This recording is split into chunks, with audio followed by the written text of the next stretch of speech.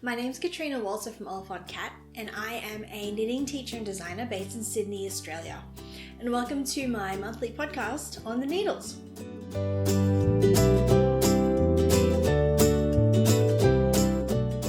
So before we begin, in the spirit of reconciliation, I would like to acknowledge the traditional custodians of the land on which I stand, the Darug people. I pay my respects to their elders, past and present, and extend that respect to all Aboriginal and Torres Strait Islander people today. If you're a new viewer, welcome. I'm really glad that you're here. I don't know how you found me, but however you got here, I'm really excited for you to join us. So grab a drink and your knitting and come sit and chat for a while. These podcasts tend to go for 45 minutes-ish, maybe an hour. This one's got to be a longer one, so maybe about an hour. We'll see how we go. For my returning viewers, thank you so much for being here again. I'm sorry it's been ages. I know I said this is a monthly podcast. It has been a while since we've recorded. So I think the last time I spoke to you all was the beginning of June, and it is now the middle of August. So it's been a good 2 months or so, but I have an excuse. I'll explain what's been going on later on in the podcast. If you're looking for me online anywhere other than here on YouTube, I am Oliphant anywhere that you need a username. So on Instagram, also on Ko-fi, and I will pop links to those places down below. Thank you for those of you who keep buying me coffees. I really do appreciate it, and you really do keep the podcast going. So if you do like what you see here and you'd like to see the podcast or help support the podcast to keep going, I'd really appreciate a coffee, because it really does keep me alive is not the right word, but awake. Awake enough to record things for you and remember what I need to actually say. So links down below to my Instagram and my Ko-fi account, as well as my newsletter, where you can get updates on all of my new patterns and discount codes and things like that when I do release things, which I did do in the last couple of months. So we'll get there in a sec. So yeah, you can see those in the description box. And also, if there's anything I mention during the podcast episode, so yarn or patterns or designers, I will put links to everything into the description boxes like show notes. So make sure you go down there and check it out if there's something that I mentioned that you want to find out more about yourself. All right, so it has been a pretty productive 2 months actually. So let's just get on with it so I can show you what I've been doing.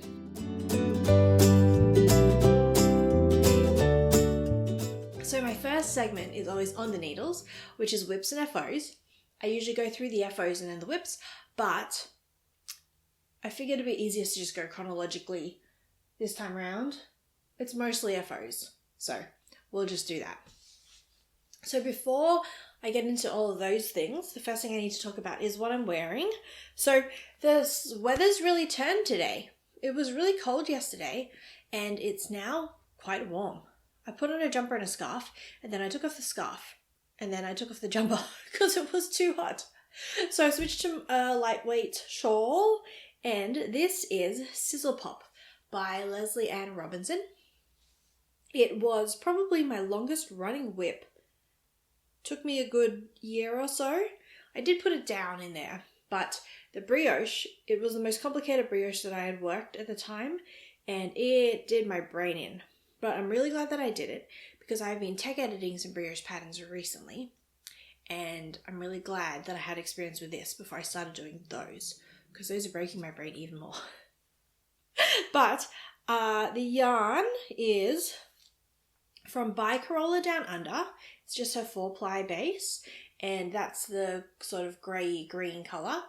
And then the rainbow greeny colour is from Fortune Yarn Co., and it's on her Tweedy sock base. To be honest, I didn't really want the little tweed bits, but it was the only base she had in this colour, and I really wanted the colourway. So I think it was called Watermelon Toolmarine, and I will put links down to both of the yarn dyers in the comments, because they are Aussie dyers, and it's always lovely being able to support your local fibre community.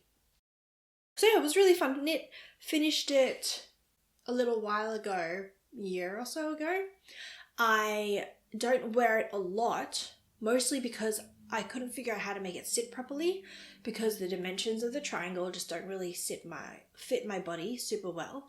But then I bought this little belt, basically. It's a little leather strap that keeps your shawls in place, and that's been really good. It's helped it to just sort of stay there when I'm wearing it. So hopefully I'll get a bit more use out of this in the coming months while it's sort of in between seasons. For those of you in the Northern Hemisphere, the reason that I keep talking about the weather turning and it being warmer is that it's winter here. It'll be winter for the next month or so, and then we switch into spring. Okay, so in terms of what I've actually gotten up to in the last month, first off, I did make that pillow that I mentioned last episode. I don't think I told you it was a pillow last episode, but it's the design that I was doing for the magazine. I don't think they'd mind me saying that it is a pillow. So that took a good couple of weeks. It took me a little longer than I thought because I had to tweak some elements of the design as I went. So that took a bit of knitting and frogging. But then it turned out fine. So that design will be out in October and I will show it to you then. The next thing that I did is that I did take that skein of Amarisu Trek that I had picked up in Japan and I knit myself a pair of socks. So these are, I don't know if I'm going to be able to pronounce this properly, so I will write it up on the screen. But it's Kitituki by Yuka Knits, and it is a Japanese design, so it comes in both Japanese and English, and they were the first toe-up socks that I'd never knit, and I think they're also the first short row heel that I've done. So I am not a sock knitter. I've knit probably 4 or 5 pairs of socks in my 25 years of knitting. It's just not something that I've ever really taken to, but I was just in the mood for it, honestly. And I picked up a lovely skein of sock yarn in Japan, but I only picked up one skein, so I was like, may as well make some socks. So, I'm sorry if these look a little crumpled, but I haven't actually blocked them. I just got excited and put them straight on my feet. And they're a little dirty now too, so if you see any random stains, sorry, they're socks. They go on the floor. They got to get a bit dirty here and there. So these are worked toe up. You start down here, you work up to the pattern stitch, and then you make your way down the foot, do the short row heel, and then go back up, and the back part of the leg is done in ribbing, so that makes them nice and stretchy. Now I'm really glad that they were toe up because I didn't bother doing a gauge swatch. And I usually advocate that people do gauge swatches, but given that it was toe up anyway, I figured I would just do the toe and then try it on. And if it didn't fit, then I would just keep doing increases for the toe until I hit the size that I wanted. So I think there are 4 sizes in the pattern, and I started making the second largest. And then when I got to the end of the toe, it was clearly too small because the nice thing about toe-up socks is that you can try them on. So it was definitely too small, and I measured my gauge, and oh my goodness. I know that I'm a tight knitter.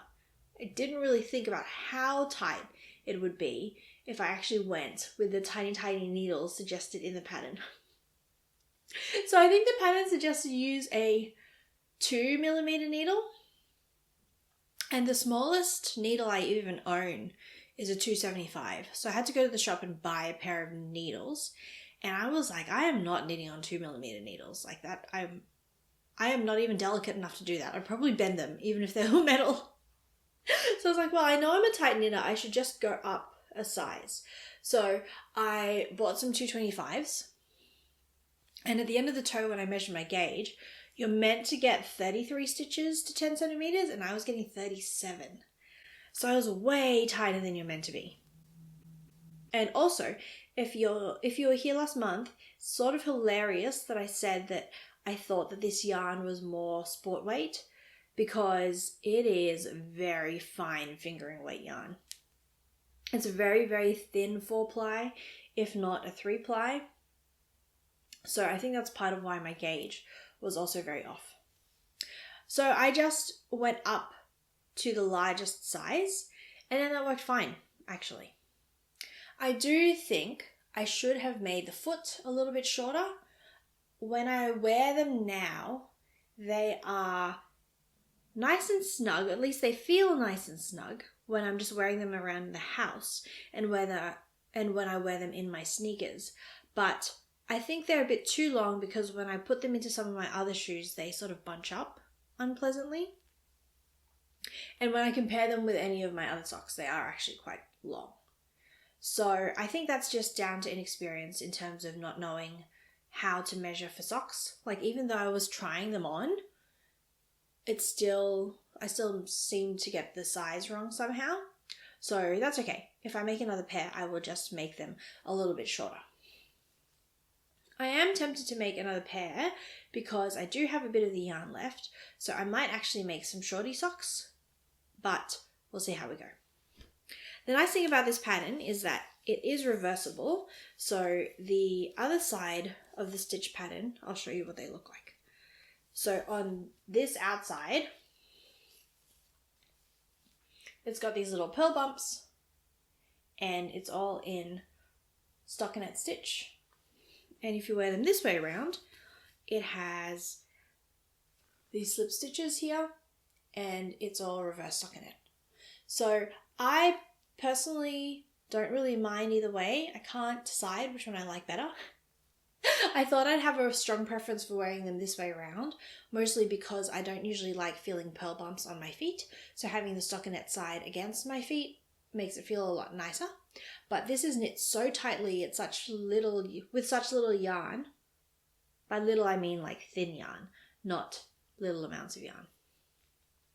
But yeah, the yarn is so small that you really can't feel the pearl bumps anyway. So I think I've been tending to wear them stockinette side out. But yeah, those are my Kitatuki socks. And I'm going to put them on now because my feet are cold. Okay, after the socks, I went ahead and, guys, I finished Wes's jumper. It's done! So for those of you who haven't been here before, I've been making a jumper for my husband for the last, 6 months. I cast it on in February, but I've been planning this thing for the better part of a year. I remember sitting in North Carolina last year when we were on holiday, trying to find patterns with him to see what he wanted. And here it is! It's a jumper! Isn't it great? Oh my goodness, I love it. So this pattern is called Porter, and it is a cardigan pattern.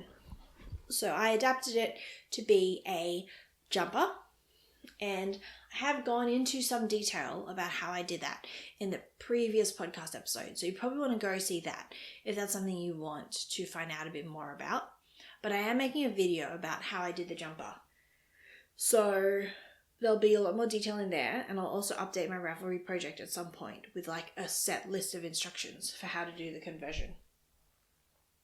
But for now, I'm not going to go into too much detail. Suffice to say, it was a cardigan pattern, it's now a jumper. So this yarn is Wool of the Andes worsted from Knit Picks, and the colour is Persimmon Heather. So when I last showed you all this, I had finished all of the knitting of the pieces, and then I had to go ahead and block it and then seam it and then put on the collar. And that process was all a lot less painful than I thought. The blocking was quite interesting. So I knew that my gauge was a little bit off, so I knit the size bigger. So I made a size 4. But I went ahead and blocked it, and when I blocked it, I'm really glad that I decided to make sure I blocked it to the measurements in the schematic, because when you get this much wool wet, it stretches like nobody's business. So I picked up the back and the front pieces, and they were long and skinny. And so even when I sort of tried to eyeball it and stretch it out into the right shape, when I did finally measure it and compare it to the schematics, I had still left it way too long and skinny. So if you are ever blocking a project for a garment project, especially one that's done in pieces, because it's easier for individual pieces to get warped while you're blocking them. Well, not while you're blocking them, just when they're wet. Then make sure you actually use a measuring tape and block to the schematics in the pattern. So even though I knit it as a size 4, I blocked to the measurements for size 3 because he did want a size 3 anyway, and I knew my gauge. I think my gauge fell somewhere in between what you would need for a size 3 and a size 4. That's not a good way of explaining it. Basically, I had done the math and I knew that if I knit a size 4 at the gauge that I had, then the jumper would turn out to be somewhere between a size 3 and a size 4 size-wise in the pattern, like measurements-wise. So I figured I'd block to the size 3, especially because I didn't want the cables to be too stretched out anyway, and that worked out really well actually. So I think all of the maths that I did to figure out which size and gauge and stuff that I should do worked out pretty well. So once that was all dry, I then seamed it all together. So it is a raglan, so you have to seam down the raglan seam just here, and then also down the side because it was where the front and the back joined, and then also you seam the bottom of the arm shut. So that was all fine. I seam using a crochet hook. I don't seam with mattress stitch because I just don't like mattress stitch. And I find crochet seaming way easier. It's actually what made me stop hating seaming. So if you'd like a tutorial on how that works, I do have one, and I will post a link to it up here in the corner. And you can use a crochet seam for basically anything that you would use mattress seam for. The one downside that I found as I went is that when you do mattress stitch, you hold the pieces next to each other basically, and you do the seam in between. When you are doing a crochet seam, you hold the pieces with the right sides together, like pressed against each other, and you seam along this edge. And so the thing is with this pattern in particular is that it's very specific where you need to seam, because all of the seams have this like slip stitch edging to them, this one here. And so you have to make sure that when you're seaming in such a way that the stitches you're picking up are in between, like in that channel in there, so you don't accidentally seam over and hide the slip stitch bit. So I had to be really careful about doing sections and then opening it up and checking that I hadn't accidentally made a mistake, and then doing another section and opening up and checking again. It became easier as I went to tell where exactly I should be sticking my crochet hook in to make sure that I was doing it correctly, but it did take a bit more work to just be careful and keep an eye out on it. But I would still take the crochet seam over the mattress stitch any day. And after all the seams were done, it was just the collar left to do. So that was pretty straightforward. It took me a sec to wrap my head around exactly how it should start, because in the cardigan pattern, you actually knit the button band and then it becomes the collar. So I had to sit down and figure out where in the pattern I should start from to get this shawl collar to attach here at the bottom instead of starting all the way from the bottom of the jumper. So that was all fine, and then once I figured out where to start from in the pattern, then I just followed it from there, and it was really easy. I did throw a buttonhole in here in the collar because he wants to be able to button the collar up so it sits like snug against his neck when it's really cold. I don't love how it looks. When you just sort of look at it, it just sort of looks like I made a mistake. It's a bit more obvious in the photos. I will show you a photo of him actually wearing it. Yeah, it just looks like there's a bit of a mistake there. But I don't know. I think I'm probably just being overly critical. I haven't found a button yet, but I will have to hunt one down. I don't have any in my stash that I'm happy with using, for this because nothing really matches. And unfortunately, I don't have a lot of craft stores around me anymore. The closest Spotlight, which is like a big box store here in Australia, is about a 20-minute drive from my house, and the closest Lincraft is even further away.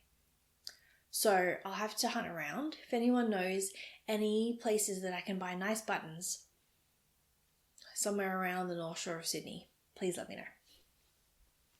So yes, Wes has been wearing this basically since I gave it to him. He put it on and he wears it almost every day, and I'm counting that as a success. So I'm quite proud of myself, and I probably do not need to knit any cables anytime soon because this was a lot. But I do still really enjoy them, so it hasn't ruined me from knitting cables, so that's good. So yeah, that's Wes's jumper. I'm feeling very accomplished. Okay, after that was a jumper for Amelia. So this is Sorrel Mini by Wool and Pine. So Sorrel are a series of patterns that use this stitch pattern here on the yoke, and they have published it in a couple of different yarn weights and sizes now, and this is the kids version. The yarn is super special, so I dyed this yarn myself. So this is from Three Cats Yarn. My friend Melissa, if you have not heard me talk about Melissa before, she is the dyer behind Three Cats Yarn, and last year a bunch of us helped her out with different parts of her Advent creation process. So I sat down and helped her sew some zipper pouches, which were some of the extras that came in the Advent last year. And so as a thank you, after the crazy Advent season had died down, she held a series of workshops for the people who had helped out. And she let us dye a couple of skeins of yarn each. So I went ahead and asked Amelia what sort of yarn she would like, and she wanted rainbow, and I decided to put rainbow speckles on top of a pink base because I thought she'd appreciate that. She is 4.5, so she's very much in her pink phase, and she wanted to have a rainbowish jumper, so here we are. Now, I was affectionately calling this unicorn vomit when it was in the skein. I don't know if I have a picture of it skeined up. I should have one somewhere, so I'll try and post it here for you so you can see what it looked like in the skein. But when it was being knit up, yeah, it just turned out a lot nicer is not the right word, but it just turned out differently to how I expected in a really, really pleasant way. So I'm really glad that I got the opportunity to learn how to dye stuff. It has cemented my conviction that I'm never going to be a yarn dyer. Just because of all the equipment you need and all the time that you need and all the talent that you need. Goodness, it took me long enough to figure out this single colour, let alone all of the colours that the dyers come up with. So I'm very glad that there are very talented designers here in Australia, so I don't have to learn how to do it myself. And I am more than happy to leave it up to them. But it was a fun afternoon getting to learn how to do it. So this pattern was interesting. The gauge is bizarre. I don't really understand why the gauge is the way it is. So it asked you to knit 28 stitches and 30 rows or rounds in reverse stockinette. And that is not a gauge I've ever seen for stockinette. So usually for stockinette, the ratio of rows to stitches is about 2 to 3 or 3 to 4. So for a 28 stitch gauge, I'd expect there to be something like, I did this math a little while ago, but about 36 rounds, and this was asking for 30. So I was really confused because there is no way I was ever going to be able to get gauge like that. So I figured I would just make stitch gauge and then adjust as I went. So what I did is that I did my swatch And I did end up getting 27 stitches and I think something like 34 or 36 rounds. So I knew it was going to be too short. Everything in the pattern would be too short if I knit to the pattern. So to make up for that, I added one extra repeat of the stitch pattern here in the yoke. So if you look at the pattern, one repeat of it is one of these like sort of tree looking things. And it does have increases because it's a circular yoke. The pattern does tell you where to do your increases. And luckily there was a sort of long straight section in the middle of the yoke that didn't actually have any increases in it. So in that bit, I just threw an extra chart repeat in. And then when I got to the bottom of the yoke, I did a quick try on with Amelia, and my plan had been initially to add extra rounds after the yoke was done, but it looked like it was fitting her, so I just went in and did the sleeve separation. Turned out that was a bit of a mistake. I think my yoke is a little bit short, and I was hoping to make this oversized for her so that she could get a bit of extra time or like a bit of extra wear out of it, but we will see how we go. I haven't actually tried it on her since I blocked it, so when I did try it on her initially, it felt like it was a bit tight under the underarms, but I tried to stretch it out a bit when I blocked, so hopefully that will help and she can actually grow into it instead of just wearing it this year. I made the arms extra long and the body extra long, so fingers crossed that she can actually grow into it a little bit. Then once I hit the bottom of the yoke, at that point everything was just reverse stockinette, but I did not want to do that much purling. So I turned it inside out and I knit instead. But my main problem with that is that I know my knit stitches are much tighter than my purl stitches, especially in the round. When you do stockinette, the difference between purling all the stitches and knitting all the stitches in the round can be very exacerbated, I guess. Because when you're doing it flat, you knit one row and you purl one row, and you knit one row and you purl one row. But when you do it in a round, you're all knitting or all purling. So the difference can be quite a bit bigger. So I initially did my gauge swatch stockinette flat, and the yoke part is knit in the stitch pattern, and all of the reverse stockinette bits in here are purl stitches. So that meant basically at the end of the day that the difference in my gauge in the yoke and in the body when I started doing stockinette in the round was huge. It was just, this top bit looked really loose and floppy and the bottom bit was very tight. So I ended up trying to knit a little bit more loosely in the body, basically. That always feels a little bad because you're just being sort of like, it's so approximate, just feels so imprecise when you're just trying to knit more loosely. So I think my plan is, whenever I make one of these for me, because overall plan is to have matching jumpers, not in this colour, but I will make the sorrel, one of the adult sorrel patterns. I'm probably going to still swatch in stockinette and knit in stockinette in the bottom, but I will go down a needle size for the yoke. So yeah, that's the jumper. I think the only other thing to mention is that because I turned it inside out, I had a bit of a brain snap when I went to pick up the first sleeve, and it's really not obvious anymore, so I'm glad about that. But I picked the stitches up from the wrong side of the work. So if you look over here, and actually now that I say this, it seems ridiculous because it's really not obvious, so that's good. But if you look here in the underarm, there's this like line right here. And so that's my accidental seam because I picked the stitches up from the wrong side instead of the right side. So that wasn't great. But it's in the underarm and it just looks like purl bumps anyway, so it's not a big deal. So yeah, that should be it for her.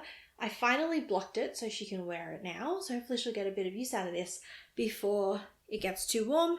It is just knit in 4-ply and the gauge is very loose, fairly loose at the end of the day because I was knitting a bit more loosely. So fingers crossed she can wear it until the summer, through the colder parts of spring. Okay, after the jumper was done, I went ahead and picked my baby blanket back up. So this is a baby blanket I'm making for my friend. So I cast this on back in May, but then I intentionally put it down for a while, and I'll explain why in a sec. So this is the Building Blocks baby blanket. It's a pattern of mine, and it's all mosaic knitting, which is honestly the best way to start colour work knitting, at least I think, because it's the simplest type of colour work you can do. And this looks even more complicated than it is because my yarn is also colour changing. So there's nothing super fancy going on in here. It's just mosaic knitting with self-striping yarn.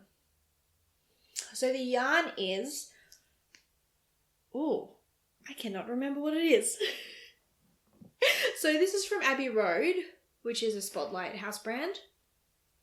I don't remember what the actual yarn line is, but I'll put all the details up here on the screen. And this was 4 Seasons Flinder. So they are both 8-ply cottons. The pattern's written for a 10-ply, but it's just a baby blanket, so it's not a big deal. I just cast on 1 extra repeats worth of the stitch pattern and then went from there. Now, I started this in May, and then when I finished the first ball of this yarn, I went ahead and paused because there was a bunch of other stuff that I needed and wanted to do. And the nice thing about this pattern is that you can knit custom names into it. You can knit names into it.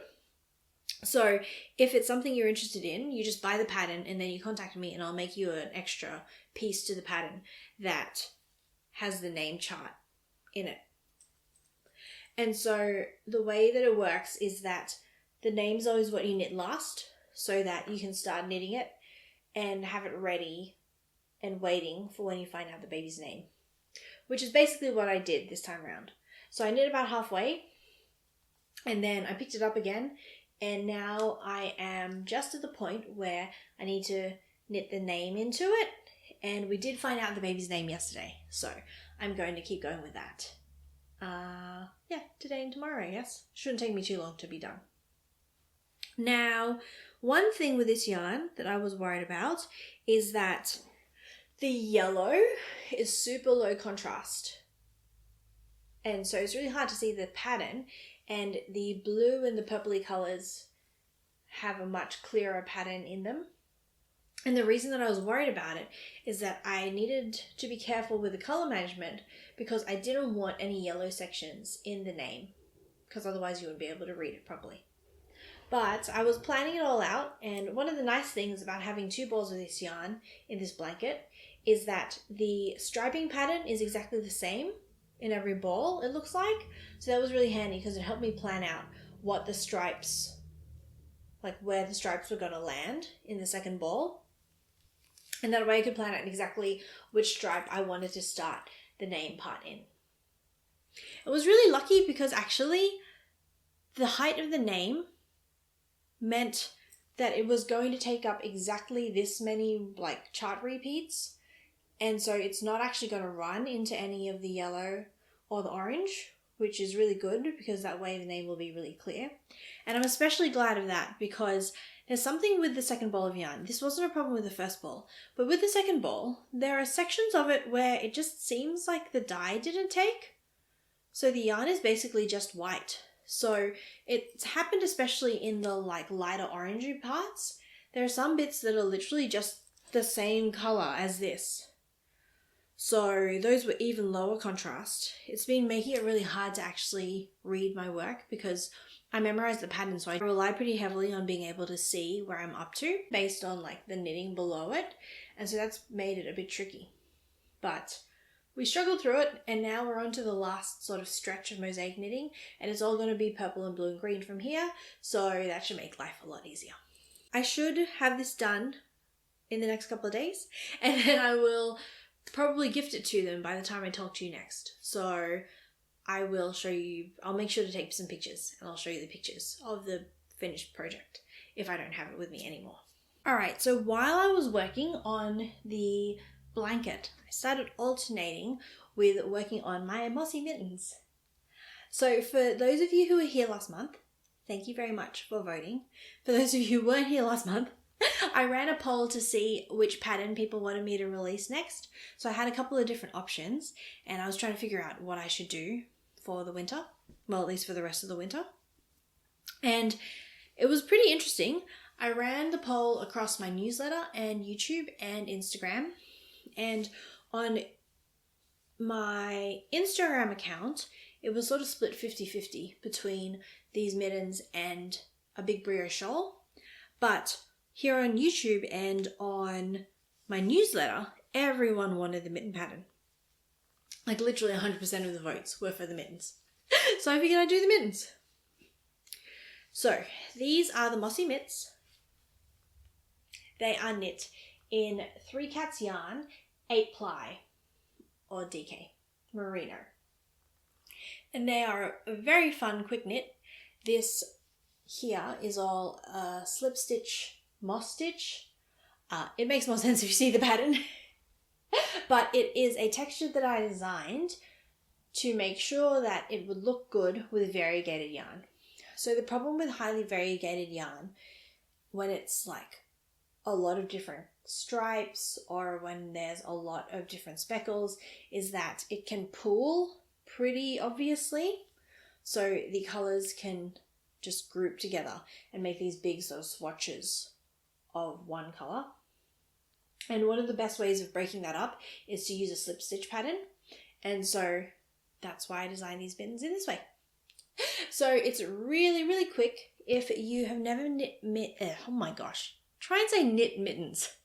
If you have never knit mittens before, it's really good first mitten pattern because it uses what's called an afterthought thumb, which is basically the easiest thumb that you can knit.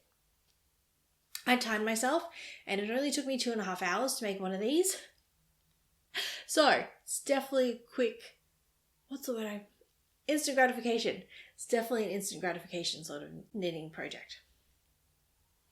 So if you'd like to grab a copy of the pattern, it is out now and I will put a link to it down below, and I'll also pop a discount code in there for you all as a thank you for supporting me and for giving me feedback on what you would like to knit and not knit, or which patterns you'd like to see, and just for hanging around and being here. I really do love that there are so many of you who come back and watch month over month. So thank you so much.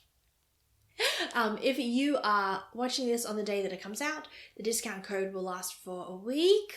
So that should take us to about the middle of August. I'll put all the details in the description box. So yes, those are my mossy mittens.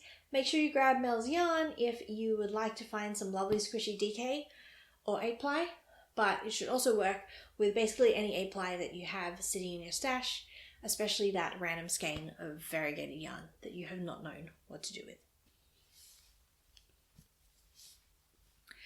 And the last thing that I have to show you all is something that I just sort of YOLO cast on the other day. So this is a pattern called Paige's Cardi. I've knit quite a few of these. If you've been here for a while, you will have seen them before. I have one finished one already sitting in here, so I can show you what it will look like. So they're tiny, tiny little cardigans.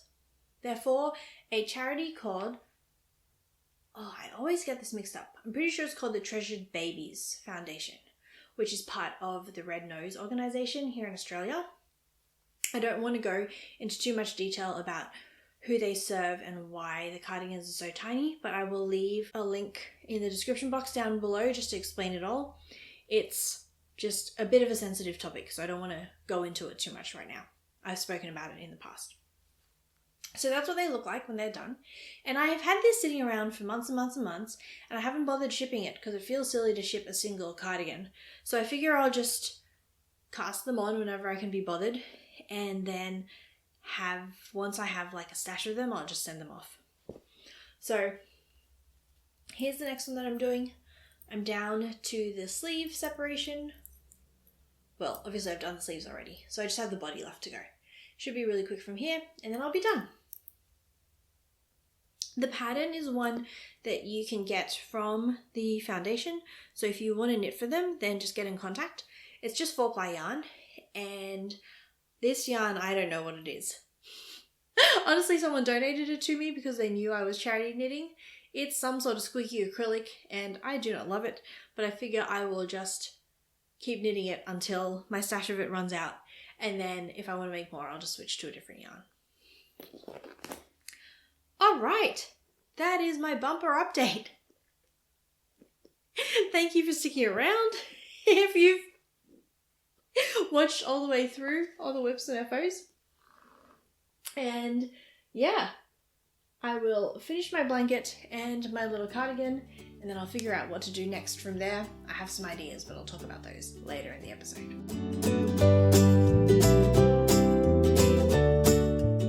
All right, the next segment of my podcast is Off the Needles, which is where I talk about life updates or just whatever's on my mind, sometimes knitting and sometimes not. This time it is pretty much not knitting related. Alright, so I have an explanation for where I disappeared to over the last couple of months. I am pregnant. I can show you. Ta-da!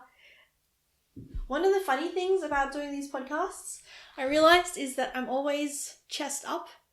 So, yeah, I don't know if it's been obvious or not. You'll have to tell me in the comments if you've noticed. I had a couple of friends tell me that they thought that I was, based on some pictures off of Instagram and stuff. So, I don't know how obvious or not it is. I've been trying to hide it a little bit. To explain why, if you've been around for a while, you'll know that it hasn't been the easiest journey getting here. So we are very excited and we're very glad that we even managed to get pregnant in the first place. And then because it's been such a process and it's had so many like ups and downs, we were being quite careful about when we started telling people. So we did take the first sort of 12 weeks or so, like the standard sort of first trimester, where we just didn't tell anyone, and then we slowly started telling family and friends. Amelia is very excited, by the way. She's been bugging us for a sibling for a long time. But I didn't really feel ready to tell the internet at large, just because who knows what happens with these things. I've been through enough. I've been through this process enough times to know that it doesn't always work out. So we didn't want to tell anyone. And I was finally ready to tell you all last month when I was about to sit down and record. And the day or two before that happened, we had another scare. So honestly, July was basically the worst month of my life. If not the worst, up there with the worst. We discovered a couple of things about the baby. I'm not going to go into too much detail because he is his own person and he doesn't need his medical history blasted all over the internet, especially before he's born. But suffice to say, it's been a long month of seeing a lot of doctors and a lot of worrying. I guess worrying is the best way of putting it. A lot of worrying and a lot of praying. And yeah, it was just a lot. So that's why I haven't filmed for a while. We've been trying to figure out what in the world's going on. But it's looking okay. Let's just say it's looking pretty good. It's looking much better than we thought initially. So that's a good start. There are going to be some ongoing things we'll have to deal with while I'm pregnant and after he's born. But in general, everything should be fine. So yeah, that's where I've been. That's why I disappeared. And that's my big news update. So I am due in November. I don't know exactly yet what this means for my knitting business or my podcast. I'm definitely going to take some maternity leave and I will probably record up until October And then I may or may not record a November episode. He's due in the middle of November, but Amelia did come early. So who knows exactly when he's going to pop out. So I may manage to get a November podcast episode in. I may not. We'll see how we go.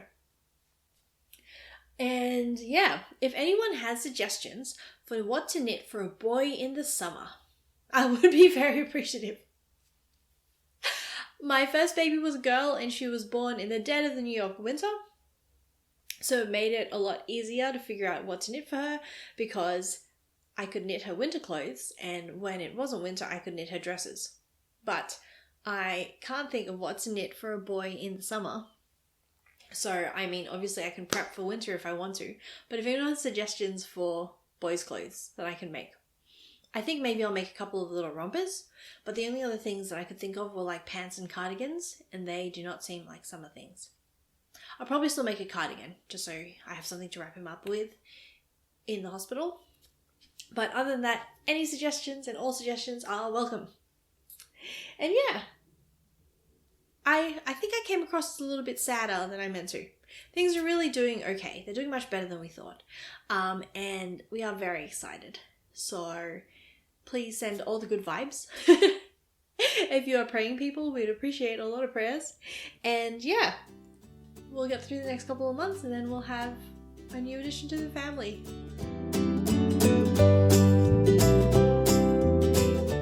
So the last segment of my podcast is always up next, which is where I talk about my plans for the next month. So after I finish my blanket and my tiny cardigan, I think what my next project is going to be is actually going to be a winter jumper. So part of being pregnant is that all of your clothes stop fitting you, essentially. But one of the things, or like at least one of the outfits that I've really been appreciating having is my Carbeth jumper, which I wore last episode and I talked about last episode, which is just a super bulky, super cropped jumper that I can wear over my dresses and my sort of skirts, mostly dresses. So I think I'm going to make something else along those lines. I know last month I said I would make another Carbeth, but what I think I'm going to do is make a pattern called Swirl Topper, which is by Nora Gorn. I know I said that I was probably over cables, and then I changed my mind, mostly because I was thinking of this pattern here. I am a bit skeptical of the neckline, so I think I'm just going to convert it into being a turtleneck, and then I will just knit the rest as written. The one major modification I want to make is that I actually want to make it an 8-ply held double, which ends up being somewhere close to about a 12 or a 14 ply, and the pattern is written for 10 ply or Aran weight yarn.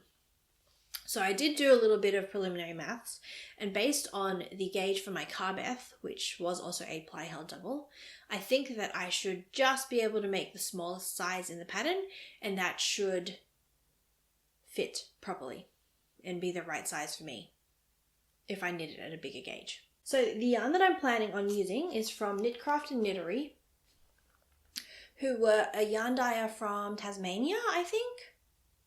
And then she moved back to America because she was an American expat living in Australia. And she closed down her business quite a while ago. So I've had this in stash for ages. I initially bought it to make a big cable jumper, like an all-over cable jumper. So I have a lot of this. I have 7 skeins of this yarn.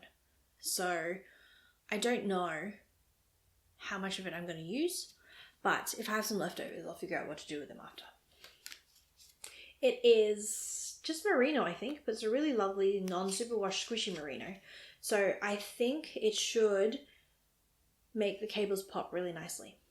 And it's in this sort of lovely dusky pink. So that's my plan for what I'm going to cast on next. And then after that, I'm not too sure. In terms of patterns and things, I am going to start working on releasing the brioche shawl. So that's called Trigonometric. Hopefully it shouldn't take me too long to finish up because the pattern is already written. I just need to reformat it into my own format. And then I should be able to get that out in time for my Northern Hemisphere friends to make it for the winter. So yeah, those are the current set of plans, and hopefully by the time I speak to you next, I'll have made some decent progress on this jumper and maybe have some other things to show you. So thank you so much for joining me today. I hope that you have had some fun sitting around and knitting or just listening or doing the dishes or whatever it is that you've been doing while you've been watching. Thank you so much for making it all the way to the end of the episode. If you would like to support me, the easiest way of doing that is just hitting like and subscribing to the channel, because that helps YouTube know that people are actually watching. If you want to leave a comment, that's even better. And I'd love to hear from you. I really love just reading everyone's comments. Thank you so much. I reply to them as quickly as I can, but I do definitely get around to replying to all of them. And if you're new here and you'd like to subscribe, you can hit the big bell icon down below, or you can hit my face right here. And if you'd like to catch up on previous episodes of the podcast, there's a playlist of all of them down here. But other than that, I've been Kat from Oliphant Cat, and I will see you next month. But until then, happy knitting!